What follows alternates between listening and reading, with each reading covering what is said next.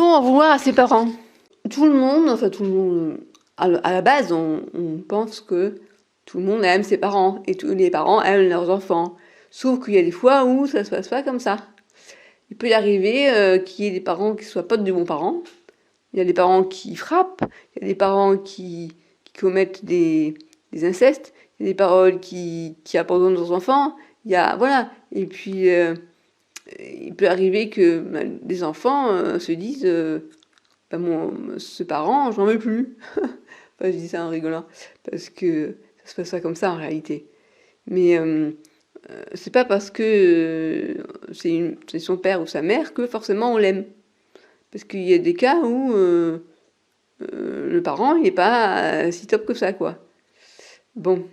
Dans mon cas, je me dis, bon, j'ai toujours voulu plaire à mes parents. Parce que quand on est enfant, on recherche l'amour de ses parents. Et j'ai bien senti, sûrement, que ma mère avait du mal avec l'amour et l'affection. Et mon père, un peu pareil, mais c'est une manière différente. Et donc, du coup, je me suis réfugiée dans les bras de mon grand-père, qui en a profité. Et ma mère, en fait, elle a eu une histoire difficile, hein, petite. Elle a été élevée par sa tante. Puis quand sa mère, il y a son père qui est mort à 5 ans, bon, c'est pendant la guerre, hein, elle est née en 39. Donc elle a été placée dans une maison de campagne pour justement l'épargner de la guerre.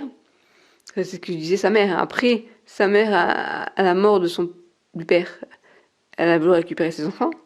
Ça a été difficile pour la sœur, donc la grande tante, la tante de ma mère, donc ma grande tante, qui forcément elle a élevé 2 enfants qui étaient jeunes, hein, qui avaient 5 et 6 ans.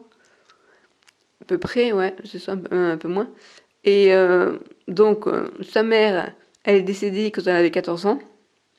Ma mère a perdu sa mère à 14 ans. Et là, le jour au lendemain, elle se retrouve en pension parce que sa tante n'a pas voulu la récupérer. Elle a récupéré sa sœur, mais pas elle. Et du jour au lendemain, on lui a refilé sa valise et voilà. Et ça a été un choc pour elle. Et ça, elle l'a revécu quand moi je l'ai placée en EHPAD, quand on a vu que je ne pouvais pas la garder à la maison. Et du jour au lendemain, j'avais pas eu le temps de la prévenir. Et elle m'a fait un signe. Enfin, après, elle s'est mise à pleurer et tout. Et elle m'a traité de tous les noms, de lâche, enfin, traité tout le monde, connard, lâche, etc. Et je me suis dit, bah voilà, je te permets de pouvoir t'exprimer. Bon, je dis ça avec le recul, mais sur le moment, j'étais vraiment pas bien. Parce que j'ai pas voulu ça, mais je savais que ça allait raviver cette douleur. Donc voilà, donc tout ça pour dire que petite, bon, je connaissais l'histoire de ma mère, et du coup j'avais, comment je pourrais dire, presque de la pitié pour elle en me disant, oh, c'est dur ce qu'elle a vécu. Moi, à sa place, si j'avais plus mon père, plus ma mère, on trouve, c'était pas un orphelinat parce que c'était sa tante qui s'occupait d'elle, mais elle a quand même mise en pension pour s'occuper de sa sœur. Et pareil, d'après ma tante actuelle, elle disait que la vie est injuste, donc il faut préparer les enfants dès tout petits à ce qu'ils sachent que la vie est injuste. Donc voilà, la vie est injuste. Oh punaise, elle est bizarre, hein, ma grande tante. Bref, donc je connaissais le passif de ma mère, et du coup, j'avais un sentiment, comment dire, je j'avais beaucoup de compassion pour elle. Je me dis, voilà, pauvre, ça a été difficile, ce qu'elle a vécu et tout. Et donc, j'avais du mal à me plaindre de ma vie à moi, quoi. J'avais de la chance, moi, j'avais des parents, voilà. Et puis, il se trouve que mes parents, ils n'ont pas été si géniaux que ça. Il y a eu beaucoup de... Comment dire? Ils ont fait des conneries, on va dire, pour résumer, hein. Je ne vais pas rentrer dans les détails. Mais... Et du coup, je serais en droit de leur en vouloir. Et du coup, on pose la question, comment on fait pour continuer à les aimer tout en ayant de la colère contre eux?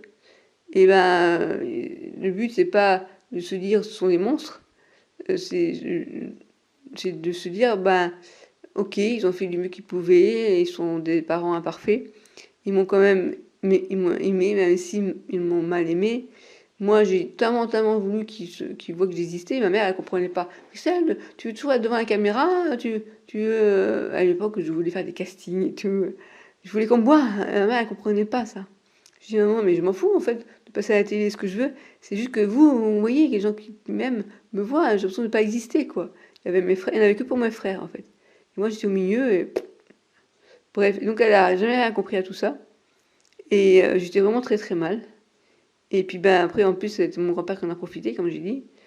Et donc, avec le recul, je pense que donc j'ai aimé mes parents, j'ai essayé à ce qu'ils me disent qu'ils m'aimaient, qu'ils me voyaient, qu'ils me donnent de l'affection, j'en ai manqué.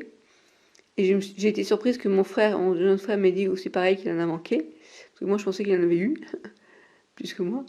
Et alors que peut-être pas. Et puis, à un moment donné, quand je vois la liste des choses difficiles que j'ai vécues, je me dis, bon, là, ma mère, elle a déconné, là, mon père aussi, qu'est-ce que je fais? Et finalement, je me dis, tu fais quoi de cette colère? Est-ce que je peux leur en vouloir? Alors je me dis, oui, je peux leur en vouloir, oui, je peux avoir la colère, mais c'est peut-être temps de dépasser tout ça, parce que ça va me servir à quoi? Donc, cette thérapie que je suis, de MDR, ça va me permettre de l'archiver, toutes ces blessures, en fait. C'est un peu comme ça que je le ressens. D'aller chercher, enfin, d'aller faire remonter toutes ces émotions en surface pour arriver à leur trouver une place dans mon psychisme, pour pouvoir les dépasser. Et les sentiments que j'ai vis-à-vis de mes parents, c'est à la fois de l'amour et à la fois de la colère, en fait. Et parce que pour les choses qu'ils ont mal faites, et voilà. Et je me dis, finalement, heureusement, j'ai pas eu d'enfant, parce que sinon, à l'époque, j'aurais fait comme mes parents, j'aurais fait des conneries, dans le sens où, quand je dis des conneries, c'est que j'aurais peut-être très mal élevé mes enfants.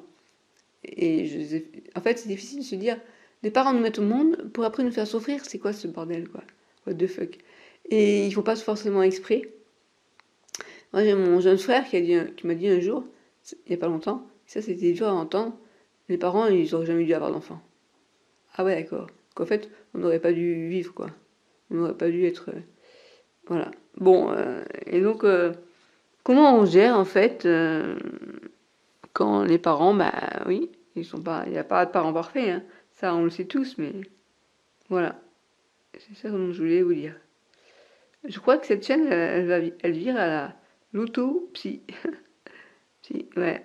C'est sympa de faire pas de réflexion psychologique. Voilà. Je vous dis à bientôt.